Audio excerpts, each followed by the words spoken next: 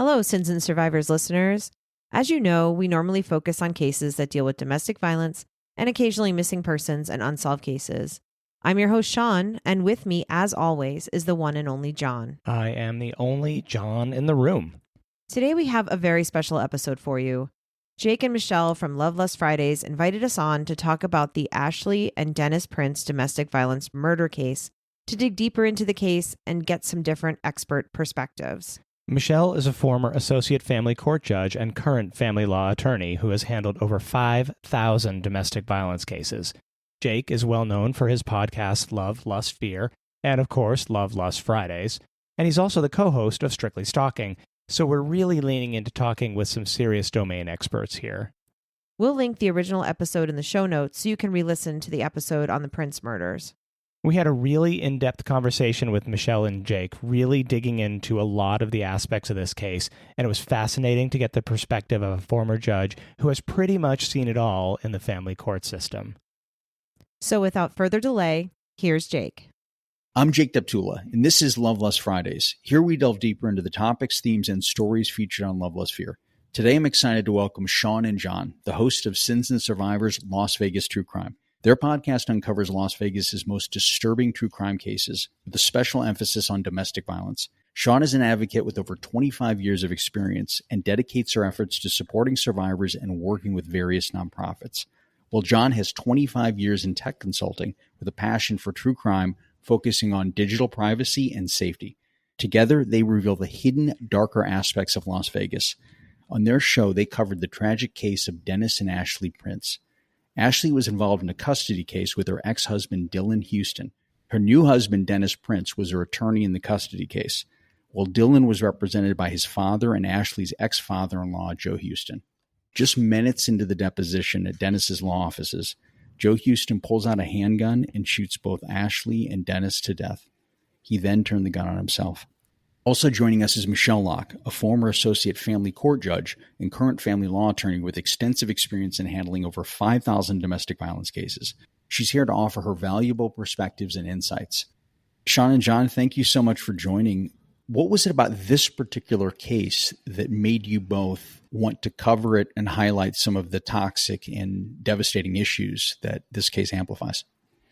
So this case was really shocking, as you might imagine, but there were a couple things about it that many times there isn't very much coverage at all. So there'll be just like that brief coverage. But with the high profile nature of the people involved, there was some more information out there. These people were all very successful lawyers. And when it happened, we remember very well the day it happened because it happened very close to where I used to live up in Summerlin, just right across the street.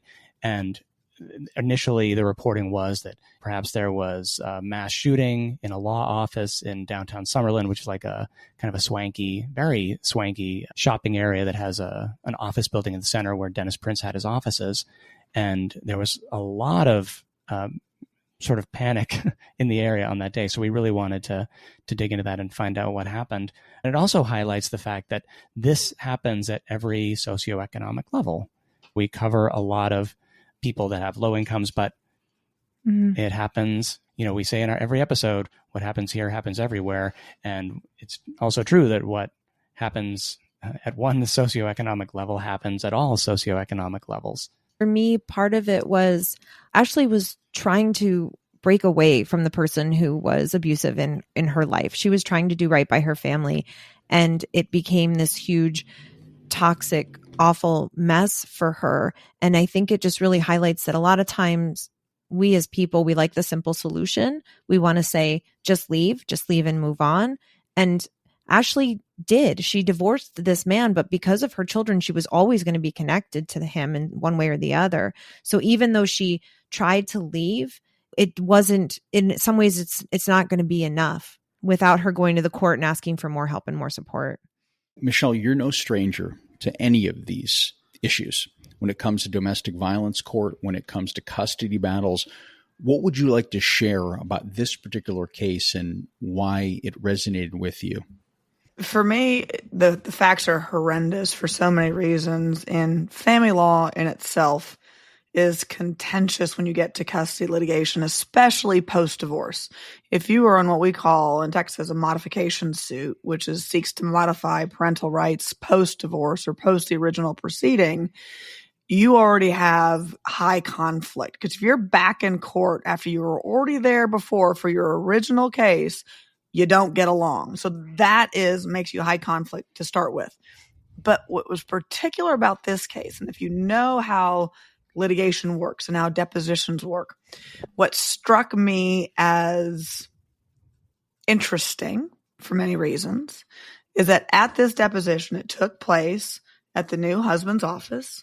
His wife was there, and she's a party. And typically when you have a deposition, parties are present, even if you're taking a third party witness's deposition. And so dad was taking the deposition in theory of his own wife against the new husband and the ex-wife, his son's ex-wife. The person that was missing that should have been there was the other party, dad. Why wasn't dad there? And I know in the legal filings in court, there were allegations immediately after the shooting of he must have known, and then dad denied that. And I understand those are their legal positions.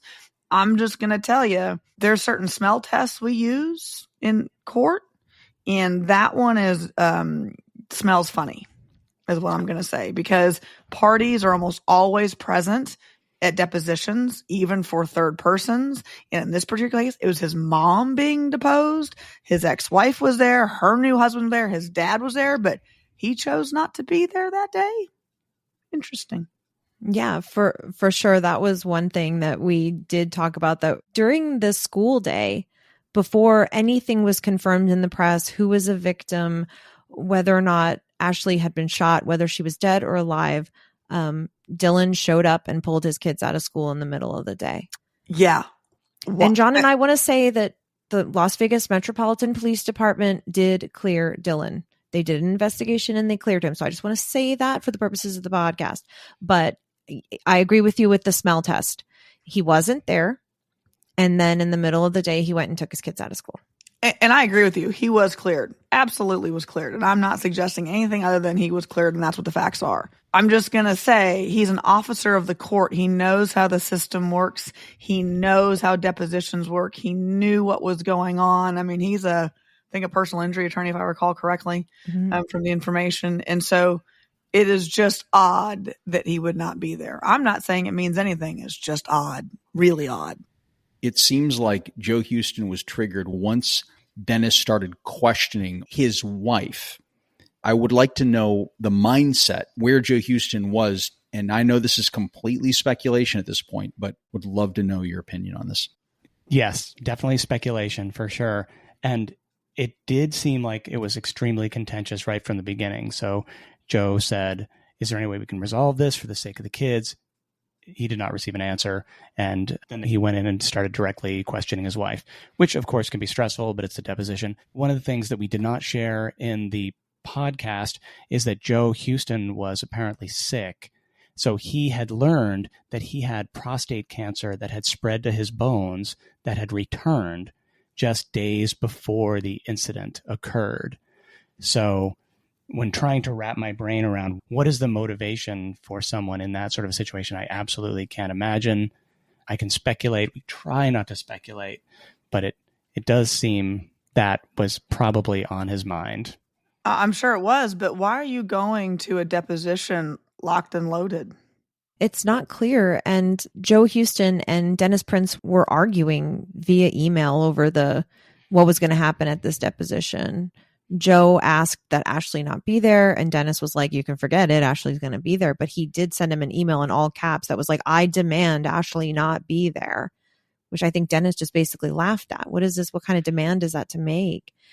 But I just think it's just one more piece of evidence, Michelle, that this had gotten way out of control. And that's the other part for me, speaking as a lawyer. One of the reasons you have independent counsel is to remove that venom, the emotional entrenchment that occurs if you're involved in your own case. I don't know why, because in this particular case, there were 3 attorneys, right? There was the new husband, there was the father-in-law, and there was the son. You're telling me between those three attorneys, not one of them sat back and said, yeah, this is a bad idea? Like, because most of them were probably fact witnesses to begin with. And so for me, I'm just like, at what point did someone go, someone should have said, this is a bad, bad, bad idea. And you know what, Michelle? Joe Houston's wife, Dylan's mom, had her own attorney. You know what I mean? Even this other, let's say, sort of on the outside looking in, non-family attorney person was even somewhat connected to this case. I don't know how it got as far as it got. It's shocking. To me, it was designed to explode. When you've got that much animosity and then, quite frankly, that much brain power, like no offense to attorneys, because I am one. When we're in depositions and we're good attorneys, we can ask questions in a deposition that will make someone extremely angry. And so if he's just been told his cancer is back, it's metastatic, so it's spread to his bones, and his wife is getting asked questions that he doesn't like, well, that's designed for a problem. I mean, to me, why didn't he step aside and have I need to step back from this? I mean, that part of your job as an attorney is to know when you can't do it anymore.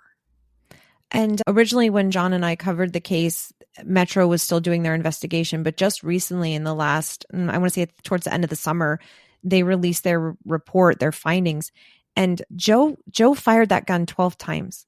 So it wasn't like a 1, 2, 3. I don't want to get too graphic, but I mean, it wasn't like that. He got Dennis 7 times. 7 times. 3 in the back. And Ashley 1 in the front, 3 in the back. And the 12th bullet was for him in his own head.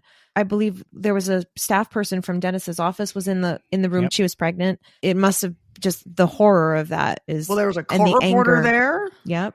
Court reporter was there. The lawyer was there. Catherine was there. And initially, Ashley wanted to hire private security for the deposition. Speaking of presence of mind, right? So she's the one who's not a lawyer, not an officer of the court, and she has the presence of mind to say, maybe we should bring private security into this. But they canceled the private security once they found out that Dylan wasn't going to be at the deposition, because everyone expected that the violence would come from Dylan, not from Joe. All I can say is these poor children. Because This is the legacy they're left with, because adults couldn't be adults. It's horrific. Ashley had the foresight to understand that Dylan was a threat, emotionally, mentally, physically, and otherwise. Can you speak to some of the conditions that Ashley faced during her marriage to Dylan? So there was an incident when they were married, and they were only married for 4 years, I think. Yeah. So at one point, he used a baseball bat to smash up their home. She left shortly after that. But what we said in our intro was that she put up with years of unrelenting emotional abuse and threats, right? So he would text her up to 70 times a day, just blowing up her phone. And Ashley's family shared some of the text messages during the trial, and they said things like, prepare for a future on your knees. And there was one that said, I don't want to see you unless you're in a casket. And there was another one that we didn't quote here that said something like, and I'll have to paraphrase it, the children would be better off without you. Very direct threats upon her life. And that was from her ex-husband, right? Yeah. Long before the deposition. When we talk about red flags, and Jake, you and I have talked about red flags before, and someone that puts that into writing is a danger. I mean, generally speaking, there's always exceptions, but he's a lawyer, his dad's a lawyer, the new husband's a lawyer, and he's putting that into writing? And he hadn't been sanctioned in any way by the court or... Yeah, the court told him to stop, but the he court didn't told him to stop. stop. Okay. But he didn't stop. But there was no consequences to not stopping. Well, and then what happened was, at least from what I have gathered, is that the case was transferred from Judge Henderson to the new judge, because I think Judge Henderson handled it for like 2 years total. But then it was transferred to a different judge. And I heard her talking about it. And I remember her criticizing him about his communications, like knowing who he is, knowing he's under the watchful eye of the court, still sending these communications. And I have a case now that the communications are similar to this. And it's just, but how do you stop someone's First Amendment right. You can't stop someone from being an a-hole who wants to be an a-hole, but holy cow, talk about red flags someone puts that in writing, start watching your back and have your Nest cameras on at all times and pay for the subscription, because y'all, it's worth it. And Michele, you're a parent. How do you even begin to try and parent a child with someone who behaves this way? I've dealt with it. One of my children, who's now an adult, had a particular issue with a younger girl when he was younger. And I have 3 boys. And it is different raising boys in today's world than it was when my parents raised my brothers and I. And I'm very, very, very frank with them. And I mean, probably more so than most parents, because I've seen the stuff that I wish I couldn't see, stuff that I don't want my kids to see. But let me tell you what, I'm very blunt with them about the risks, the dangers, etc. And I was the parent. They're under 18. I'm paying for their cell phone. Sorry, guys, I'm going through it. Because no offense, your prefrontal cortex is not fully developed. You don't make the right decisions yet because you're thinking with hormones and you're thinking with your physical responses, not with your executive functioning. And so it is my job to be on your tail every single day, making sure you make the right decisions. The problem is, once they're 18, they think you're still stupid and they ignore you for about 4 more years and they figure out mom actually knew what she was talking about. But I'm very blunt. I mean, I raised my ex-husband's 2 girls. I was very blunt with them. I told them the risks of dating. I told them stories from the courtroom, because I think it's important for them to know that it's not, my kids have lived a very good life. They may tell you differently, but they've lived a very good life. That being said, because of that, they've been in a protective bubble for the most part, because that's how they've grown up, and they don't understand the realities of what can go really wrong. And to some extent they listen, but it takes them a little while to get there. I'll be real honest. Michele, you're someone who's been in the trenches of domestic violence and seen the worst. Do your kids understand that at this point? When you speak, they really need to listen because you've seen it all. So it actually is a double whammy. My ex-husband, who I was married to for 22 years, is a prosecutor and has been a prosecutor for 30 years and tried, I think he had 7 or 8 on death row. Tried all the big, ugly cases. And so between the 2 of us, they had more access to information than most youth get. Whether they listen to it or not, I don't know. But I can tell you, my older 2, for the most part, don't drink. They don't do drugs. They're not partiers. They're relatively good kids. I've got my issues with them, but they're good, caring kids. But they've heard the horror stories. We have not sheltered them from the realities that there is a dark side. And you have to pay attention to those warning flags to know that if it doesn't pass the smell test, or the other side I tell them is, if it walks like a duck, talks like a duck, looks like a duck, it's a duck. I don't care what you call it. It's very true. Sean and John, what are some of the takeaways that you can reveal from some of the cases that you've seen, some of the trends of steps that happen right before a tragedy like this unfolded? I think you hit on it earlier. It's really about looking for the red flags. And the thing that kills us about this one is that Ashley saw the red flags. She lived through a years-long red flag warning with him. And the fact that she was going to hire security, I think you need to trust your gut. And if you see red flags and you think something's wrong here, you need to trust your gut. Don't let someone talk you out of it and say, I think it's fine. John and I are also always cautious when we say this, because we do not victim blame. So I'm going to say this, and I want the people to hear it and understand that this is not a personal criticism on anything anyone did or didn't do. But in a lot of the times, these situations, we have heard or seen moms, sisters, fathers say, I knew something was wrong, but I didn't know what to do. I didn't know if it was a big enough deal. And to John and I, that's like heartbreaking. And what John usually says is, in situations where you think someone is at risk of being murdered by their partner, you cannot overreact. You can only underreact. And we want people to feel comfortable figuring out ways to talk to their loved ones about what they think they see is going on. I think that's the takeaway that we have in a lot of these cases, is that after it's over, the press does the interview with the mom or the sister or the dad, and they are saying things like, I knew something was wrong. He always treated her badly. She didn't want to listen to me.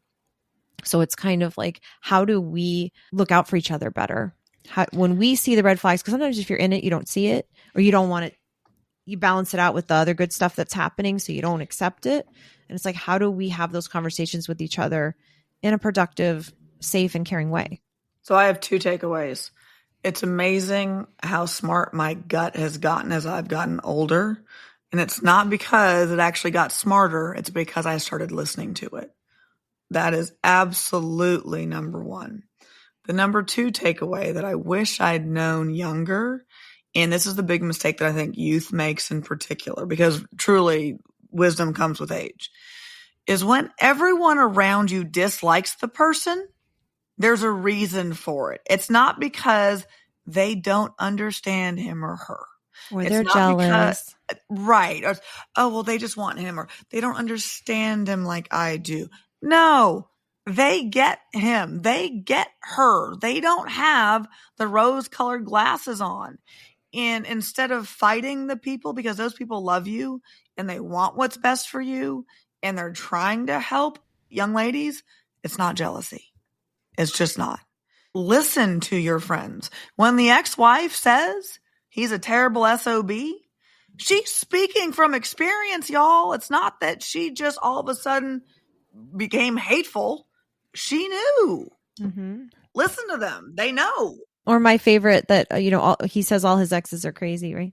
Oh, listen, if they say all their exes are crazy, I would say that's red flag number 1, but that's like red flag number 99 by the time you get there. Oh no, she was crazy. Or conversely, he was crazy. He was crazy. He was crazy. He was crazy. No, the common denominator is not them. One of the things that all of you mentioned, you have to have uncomfortable conversations to come up with healthy solutions. There's no way around this. It's the same thing. You witness a crime. I don't want to be involved. I don't want to rock the boat. I don't want this drama in my life. And you see these moments. When you said this earlier, Sean, I wish I would have said something. You don't want to be in that position. You don't want to be woulda, coulda, shoulda, especially if there's a tragedy like this. It's not victim blaming, but I think we have to help people feel more comfortable with coming forward. And even if you may lose a friend in the process. You not may lose friends. You will lose friends.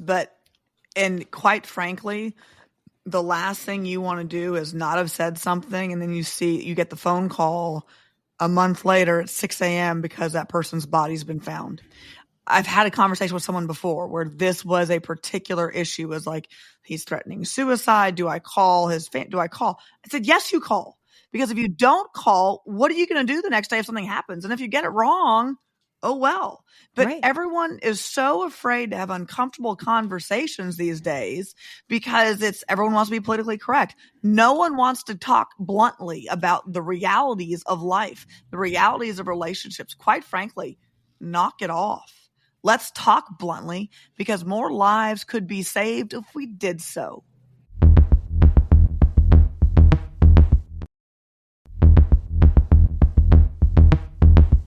Sean and John, we all collectively cover and have either faced or report on such tragic and horrific cases. Okay. Sometimes they have a ending or something that actually gives survivors hope to move on with their lives. But, what kind of toll does this take on you consistently dealing with the end game of tragedy when it comes to so many of the cases that you cover? I think for me, it helps a lot that, I'll get a little sappy that, my best friend is my partner in this.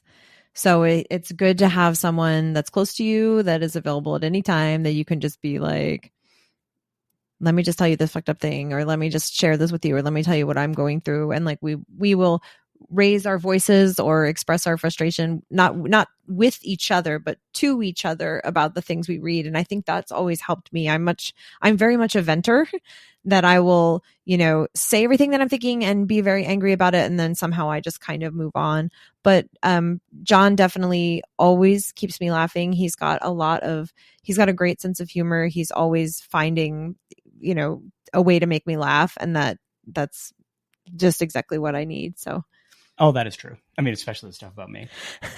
Just kidding. But for me, I think to kind of get through some of these, I like to think about, And we often talk about the fact that by highlighting these cases, there's a chance that we can potentially prevent them from happening again by educating people, by telling, there are people, I don't know how, but there are people that don't understand what red flags are and what are red flags. So the more you know what to look for in your relationships, just the same kind of things that you talk about, I like to think that I am helping people not ignore things and be ready to address them and understand where to go and that help is available, all of that stuff. I mean, the weird thing about working in prevention, kind of like I do, is that it's almost impossible to measure things that did not happen.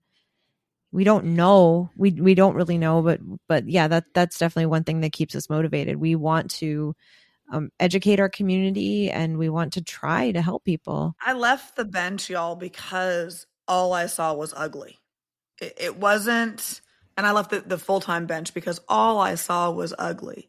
All I saw were women, men getting victimized and them not understanding it. Women with a crowbar to a chest. I saw a 3-week-old baby in a microwave. The stuff I saw, I can't unsee. And if anything we do in just this arena saves someone from being killed, then everything I did is worth it. People are going to love me or hate me, and it doesn't really matter to me because they're not paying my bills. But if I can get someone to listen to this conversation and be the friend that goes and tells their buddy, I don't like him and here's why. I don't like her, here's why. You're going to lose friends. And that, guess what, is okay. Because at the end of the day, you did the right thing. Your conscience is clear. And that is what we're supposed to do as human beings, is try to help others. And you can't only lead a horse to water. You can't make him drink. But at least you do your duty and you do what you should do as a friend, is tell them, hey, here are my concerns. I love you. I want the best for you. Here's what I'm seeing.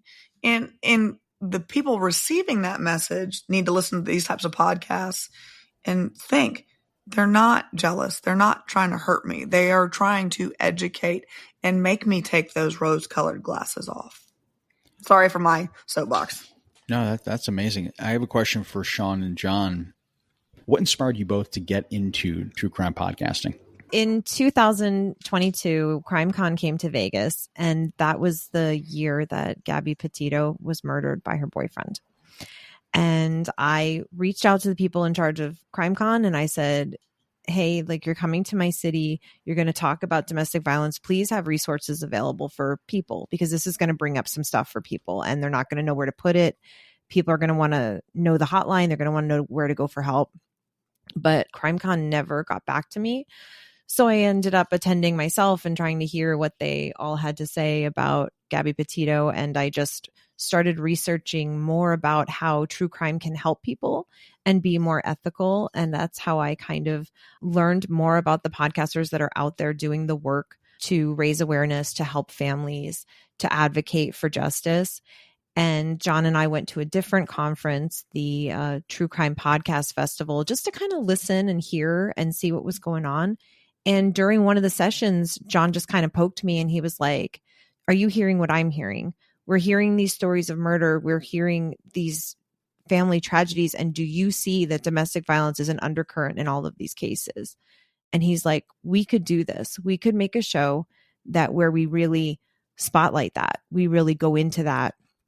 We talk about the facts and figures and reality, and we make it more than just a tagline. You know, oh, you see those shirts. I'm sure you've seen them before, Jake. Michelle, you may have seen them too. People wear the shirts that say the husband did it.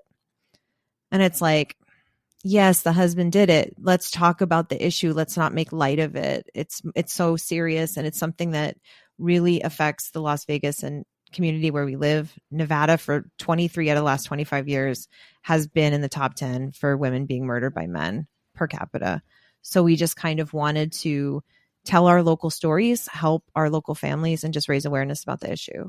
Well, you're both making a huge impact, especially to take these stories and highlight the cases, the victims, the survivors in your own community. And I see a lot of these podcasts, they cover sort of a global level, but the fact that you're basically making this a homegrown effort and sort of a mandate to advocate for people that you're surrounded by. Generally, when people think Las Vegas, they think sensationalization, right? There's a way that you could really push the boundaries of tongue in cheek, and you really don't. You go at Las Vegas like it's Boise, Idaho, in a way, just a small town just trying to get by, and these are the crimes that happen. So I really admire that. What I say about Vegas a lot of times is the part that most people experience is the show that we put on for all of you.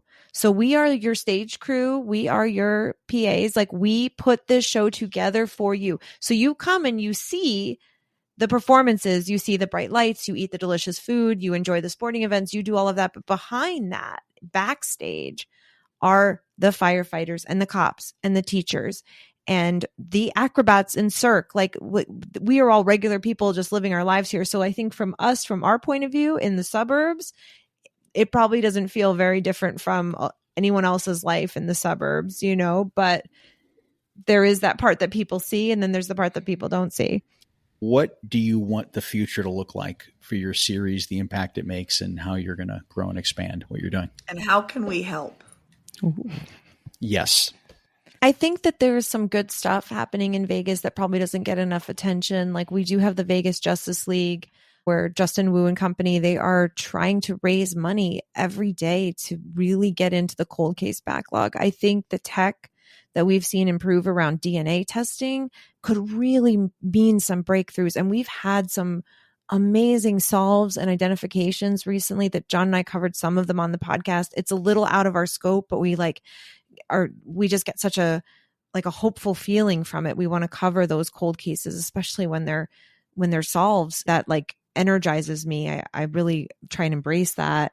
I would love to see people in our community become more familiar with the work we do and come to us to say, I have a cold case. I want people to talk about this. I want to do more of that. Thank you for joining Sean, John, Michelle, and I on Loveless Fridays. If you have a dating or relationship story to share or want to participate in a discussion here on Loveless Fridays, DM me on Instagram at LovelessFearPod or email me at lovelessfearpod@gmail.com. Thanks for listening, sharing, and supporting. Links to guest social media and some content mentioned are in our show notes. If you know someone who's being abused by a partner, there is help available. 24 hours a day, 7 days a week, 365 days a year. The National Domestic Violence Hotline provides essential tools and support to help survivors of domestic violence so they can live their lives free of abuse. Call 1-800-799-SAFE. That's 1-800-799-7233 or text START to 88788.